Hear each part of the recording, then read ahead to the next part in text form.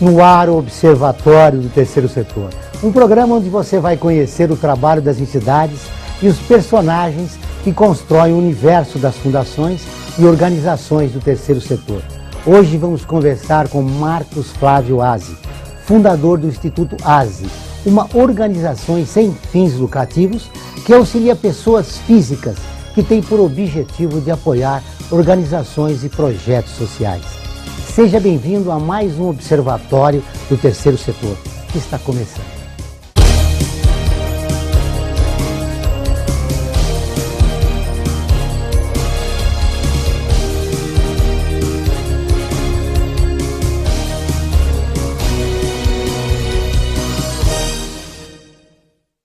No programa de hoje, vamos entrevistar Marcos Flávio Azzi. Como vai, Marcos? Tudo bem? Muito obrigado por aceitar nosso convite. Imagina, o prazer é todo meu. Marcos, nos conte um pouco de como surgiu a ideia do Instituto Azzi. O Instituto Azzi, ele surgiu do período que eu fiquei no mercado financeiro e que eu tratei exclusivamente com pessoas físicas de alto poder aquisitivo. E eu notei que esse público era extremamente mal assessorado na sua atuação em filantropia. Ele atuava e atua ainda hoje de forma extremamente fragmentada, sem foco, extremamente oportunista e tem uma sensação clara de que o dinheiro foi jogado para o ar. E o impacto social efetivo, o dinheiro chegar na ponta, ele tem uma clara sensação que não acontece. Então daí surgiu a ideia de organizar uma ponte entre pessoas físicas de alto poder aquisitivo que têm interesse em atuar de forma estratégica no terceiro setor e boas práticas sociais. E daí a gente consegue fazer todo esse meio de campo. Por isso é importante o trabalho do Instituto Azzi, já que ele atua numa faixa de poder aquisitivo que as pessoas, depois de vestirem, têm a sensação de que não foram contempladas, né, nas suas expectativas. E você investir de uma forma organizada, já o resultado é outro. Completamente.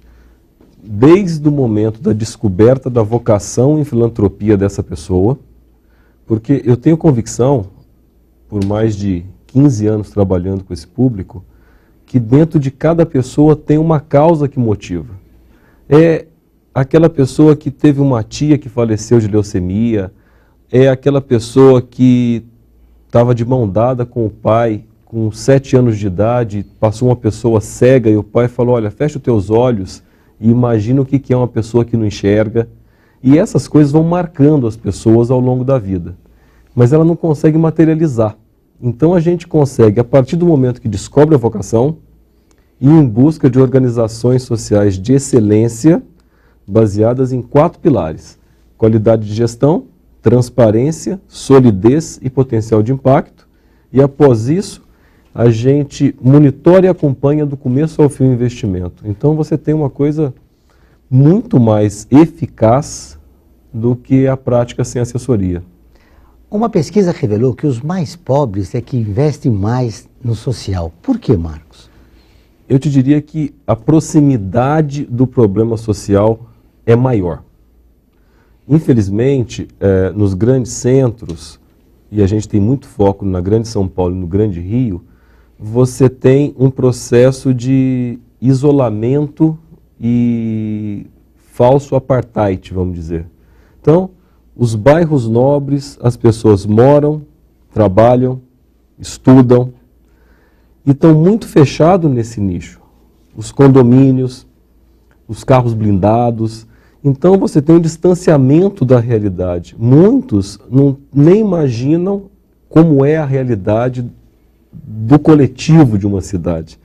E do outro lado, pessoas que são de um poder aquisitivo mais baixo, elas lidam com os problemas sociais mais próximos. No ônibus, no metrô, no bairro, na praça. Esses no campo de futebol, são locais que a coletividade se reúne, mas a elite fica apartada. Diante dessa realidade, como se fazer para os mais ricos investirem no social? Eu acho que as pessoas de alto poder aquisitivo, elas precisam sentir 3 fatores muito importantes no terceiro setor. Elas precisam confiança, elas precisam um tempo para se envolver com o terceiro setor e elas precisam ter uma clara visão da transparência do resultado apresentado. Se você tiver esses 3 fatores muito claros, a propensão de uma pessoa a fazer uma doação maior, mesmo que no nosso país você não tenha uma política de incentivo tão clara, aumenta muito. Então eu acho que esse é um grande caminho para a gente melhorar essa prática. Esse noticiário que denuncia algumas mazelas de algumas ONGs no terceiro setor deve prejudicar muito, né? Prejudica. E, como eu digo, infelizmente a mídia hoje, ela é uma mídia muitas vezes da sociedade espetáculo. Você tem muito mais audiência para problemas ou tristezas do ser humano do que coisas mais agradáveis. Então, eu te digo que você tem no Brasil mais de 300 mil organizações sociais, mas aquelas 15, 20 que estão em destaque nos jornais são, infelizmente, aquelas que tiveram algum problema. Generaliza, aí todo o setor perde a credibilidade. Exatamente. E essa é a grande dificuldade que você tem enfrentado. Como é que você dribla isso? De que maneira você conversa com o poder aquisitivo mais alto da população, sensibilizando de que essa não é a realidade? O mais importante é um processo de aculturamento do terceiro setor como um todo. Não só apenas via mídia, que é a fonte de informação. A gente organiza reuniões, cafés da manhã, visita a campo, visita a boas práticas sociais, um amplo material que a gente também utiliza de notícias, inclusive de fora do país, que demonstram boas práticas. E isso você consegue melhorar muito a visão do terceiro setor como um todo. Como os impostos aqui são muito caros no nosso país, os mais ricos também dizem o seguinte: isso é uma coisa do governo, não é nossa. Tem essa dificuldade também? Tem a tua afirmação é muito boa. Tem muito essa visão, mas nenhum país do mundo, por mais rico que ele seja, ele é capaz sozinho de resolver todos os problemas sociais. Então, a função de uma organização social não é resolver um problema, é servir de um exemplo com boas práticas para que influencie política pública e aí sim o governo vai entrar atuando de uma maneira capilar, com mais recurso e global. Uma das grandes dificuldades da nossa democracia, Marcos, é que as classes sociais conversarem entre si. Não há esse diálogo. Essa dificuldade, você acredita que pode ser suplantada de que maneira? Vai ter consequências positivas para o terceiro setor, né? Sem dúvida. Eu acho que a partir do momento que você derruba os muros entre as classes e você faz com que as pessoas interajam, independente da classe social, você começa a tratar pessoas como pessoas. Hoje, muitas vezes, uma classe trata a outra como um prestador de serviço. E é curioso, porque muitas vezes você está no restaurante e é atendido por um garçom que você nem lembra que foi aquele que te atendeu, porque você trata ele como um garçom, você não personifica a relação de saber quem é, como ele chama, onde ele mora, que valores importantes que ele tem, que com certeza tem, que pode passar para a gente. Então, eu acho que um grande caminho para isso é essa quebra de barreiras entre as classes. Essa quebra de barreiras também é uma quebra de preconceito, né? Completamente. E no próximo bloco vamos saber quais são os cuidados que se deve ter ao investir em uma instituição. Não sai daí, voltamos dentro de instantes.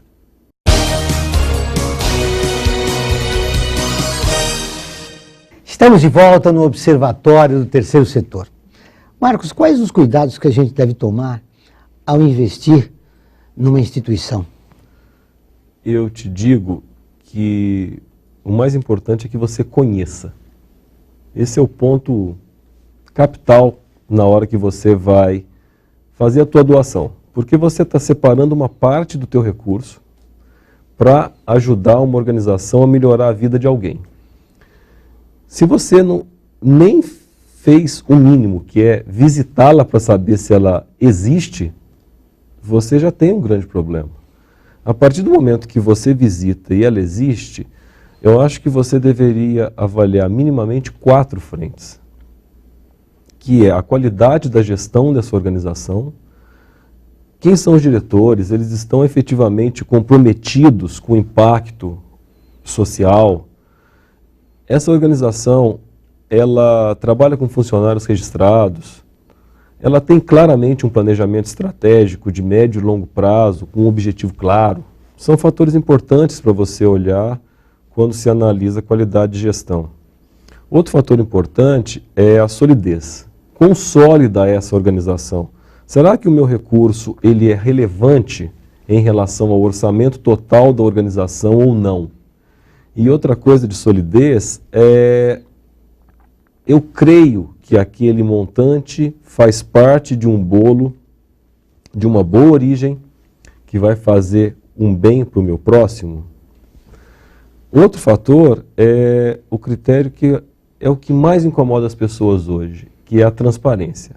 A organização é efetivamente transparente onde ela gasta, como ela gasta, em que ela gasta, visando realmente uma transformação, ou a maioria do recurso que ela recebe fica parado no administrativo e não vai para a melhoria do indivíduo. Nesse aspecto que você mencionou, é relevante que ela receba dinheiro público ou não?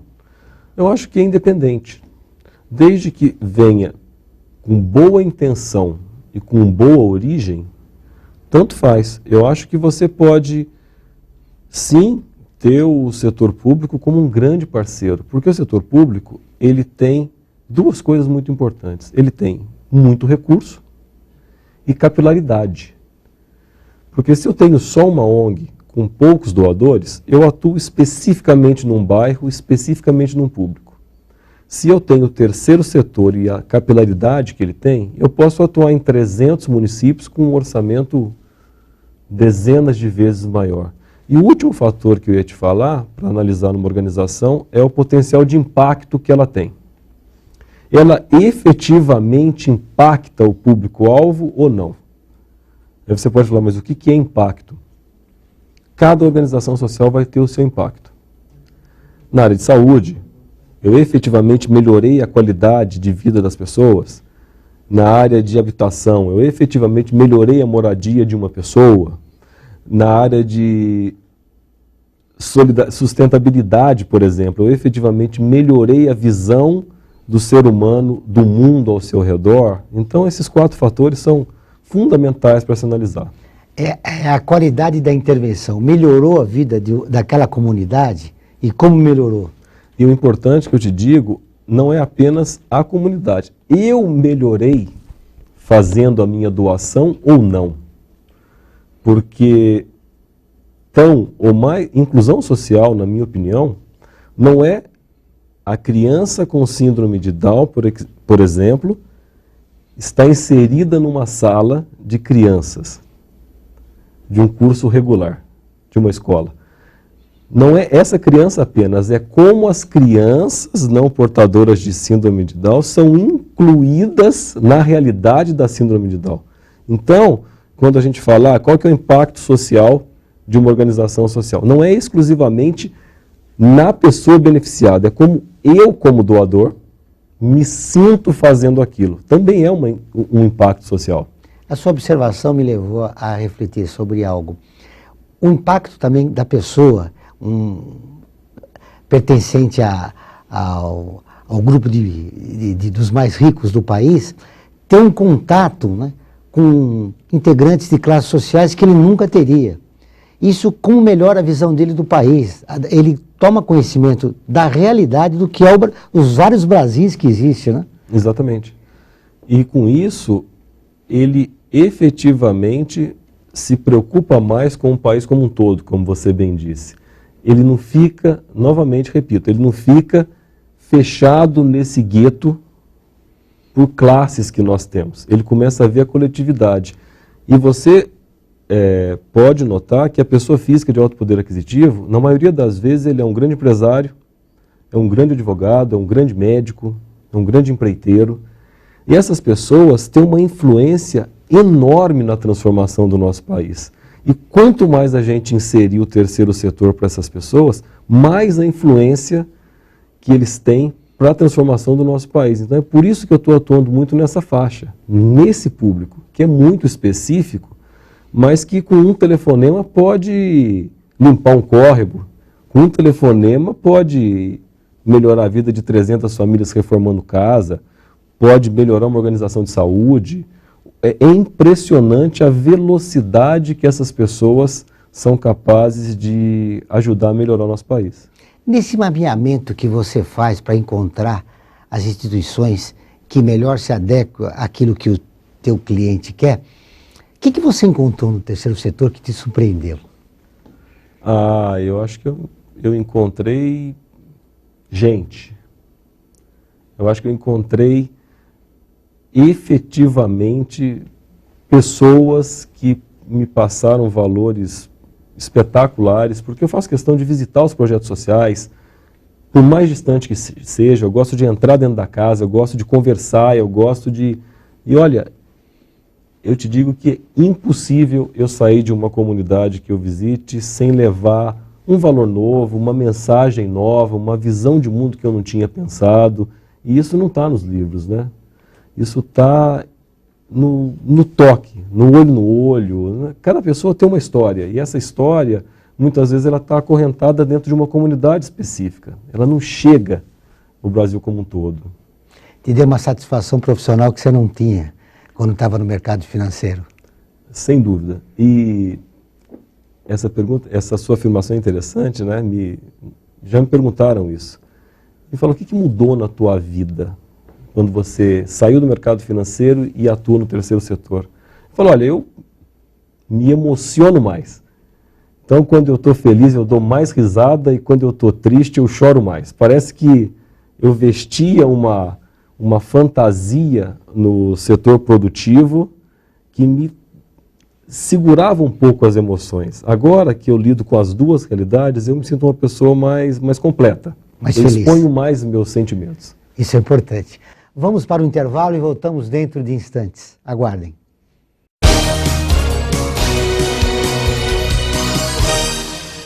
Fundada em 1964, a Fundação Carlos Chagas foi a primeira a unificar as provas de vestibulares de medicina. Atualmente é especializada em concursos, incluindo os públicos. Entre suas funções estão desenvolver as questões das provas, produzi-las, diversificar a matriz por aluno, distribuir com segurança, aplicar a prova, corrigir e fornecer o resultado. Atende cerca de 1 milhão de candidatos por ano. Conheça detalhadamente o trabalho da Fundação acessando o site www.fcc.org.br.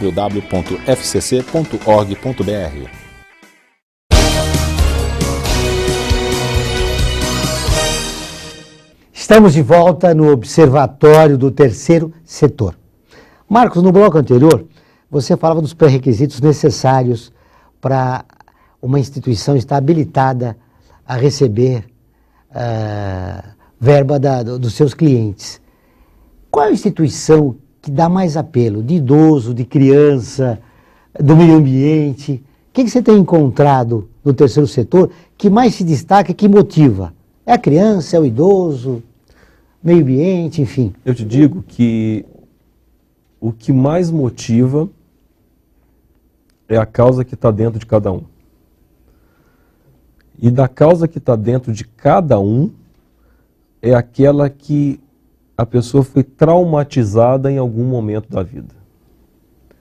E se eu te digo assim, se você teve um filho que nasceu cego, por exemplo, a tua visão da deficiência visual é completamente diferente de uma pessoa que não teve relação direta com a deficiência visual. Dito isto, a busca de uma organização de excelência em deficiência visual, ela fica muito mais fácil para essa pessoa que convive com a deficiência. Então, na maioria das vezes, os traumas que as pessoas passam ao longo da vida geram causas dentro dela que fazem com que a gente tenha muito mais facilidade de encontrar uma organização. Essa é a grande motivação que eles têm para investirem. A maioria dos casos são traumas ao longo da vida que fazem o legado familiar. A gente sabe que o executivo tem muito pouco tempo, né, para atuar na área social. Ele é flexível quando você chega e fala, olha, o momento é investir aqui, não ali, não idoso, não criança, mas investir naquela instituição. Enfim, quando você traz indicadores importantes para ele decidir, ele é flexível, ele ouve.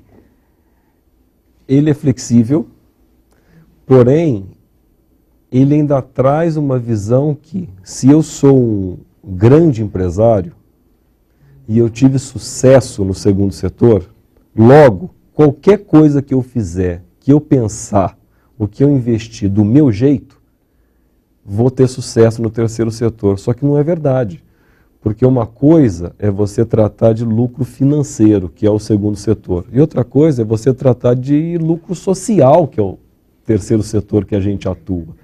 Então, os indicadores-chave para você mensurar lucro financeiro é um, lucro social é outro. Então, a gente tem que, ao longo dos períodos de avaliação do andamento do projeto, ir fazendo essa catequese com o empresário de que são duas realidades muito diferentes. Eles têm ainda uma visão, como a maioria da população brasileira, da visão assistencialista. Hoje, no terceiro setor, é importante você construir a ideia participativa do voluntário, da pessoa que não só doa, mas vai lá constatar o trabalho, enfim, de participar do projeto, não só financeiramente. Existe isso também? Não? Existe muito. Existe muito. E o que eu tenho me surpreendido muito é a preocupação das pessoas que doam de inserir a segunda e terceira geração. Então, os investidores, eu tenho um investidor que atua com abrigos, que antigamente chamava orfanato, mas são abrigos. E ele tem amplo interesse em levar a filha de 10 anos regularmente ao abrigo, para doar os brinquedos que tem, que não está usando mais, roupa, ou mesmo dialogar com as crianças do abrigo. Porque ele tem convicção que a filha dele vai se tornar uma cidadã melhor fazendo isso. Então, isso me deixa muito contente de conseguir criar o legado familiar em filantropia através de uma organização social. A pessoa não está só doando naquela visão assistencialista, mas está construindo um novo cidadão. Seja sobretudo em projetos educacionais. Exatamente. Porque, e eu te digo que educação, ao contrário do que muitos pensam, a relação professor e aluno, ela é infinitamente menor ao contexto total que o estudante está envolvido. O meio que ele vive, quando ele sai da escola, é um meio propício ao estudo. A família, os amigos, motivam essa criança, esse adolescente ao conhecimento ou não. Quando ele volta para a casa dele, ele tem um ambiente propício para estudar, ele tem minimamente uma mesa para estudar, ele tem o silêncio que ele precisa. E você vai descobrir que o grande problema nosso em educação não reside apenas na relação professor e aluno. Reside em todo um contexto que, infelizmente, é hostil à população de baixa renda, que prejudica o aprendizado. Você pode ter, e já tem muitos estudos que comprovam, distúrbios cognitivos gerando baixa aprendizagem, fruto de um ambiente hostil e de um ambiente violento. E preconceituoso. Né? Agora iremos assistir ao quadro Personagens do Terceiro Setor.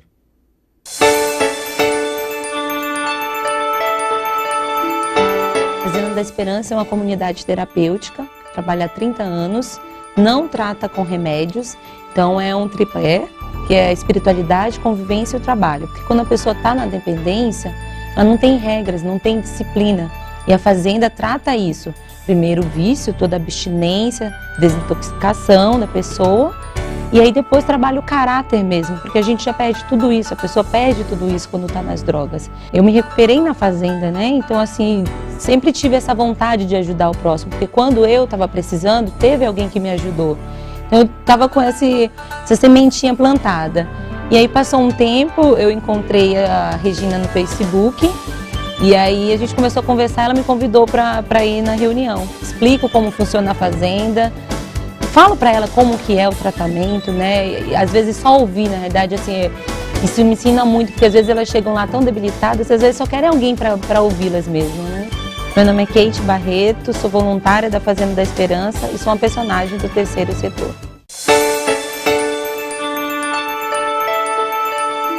Marcos, estamos encerrando nossa entrevista. Muito obrigado, foi um prazer imenso revê-lo. Agora, se você quiser deixar algum contato para que quem conhecer melhor o trabalho realizado pelo Instituto Oase, já que cada ano que passa, mais brasileiros entram naquela faixa dos mais ricos, né? É verdade. E a gente tem uma organização preparada para auxiliar pessoas físicas de alto poder aquisitivo na Grande São Paulo e no Grande Rio, facilmente acessada via nosso site, que é www.institutoase.org.br, e para todas as organizações sociais dessas duas grandes cidades do Brasil, o nosso site está disponível, pode se cadastrar, é um cadastro online, e é uma chance que a organização tem de se tornar cada vez mais evidente nesse segmento que a gente atua. Até a próxima. Obrigado. Chegamos ao final de mais uma edição do Observatório do Terceiro Setor. Se você quiser participar do nosso programa, envie um e-mail para o endereço que aparece na sua tela. Queremos saber a sua opinião. Ela é muito importante para nós. Obrigado pela audiência e até a próxima.